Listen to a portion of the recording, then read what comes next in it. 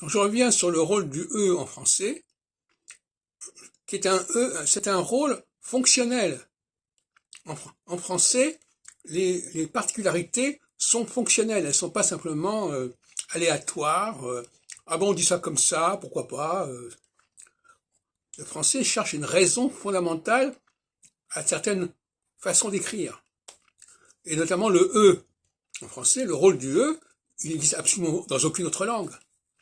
Le E a une double fonction. Il sert à la fois à mettre en avant les consonnes dans certains cas, et dans d'autres cas, à les mettre en arrière. Donc là, il y a un double sens. Il y a une double fonction. Quand le E est après une consonne, il fait entendre cette consonne. Quand le E est devant une consonne, il la rend muette, cette consonne. Par exemple, je dis le mot la clé, par exemple la clé.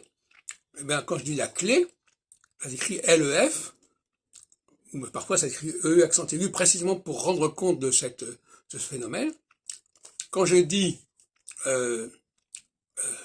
un aspect, par exemple, un aspect, je ne prononce ni le C ni le T de aspect, c'est le E qui entend, et donc là, le E joue le rôle d'une volonté de mettre en avant les voyelles. Donc il y a un temps pour les voyelles quand le E est devant une consonne, et un temps pour les consonnes quand le E est après une consonne. Excusez-moi, mais ça n'a pas été dit.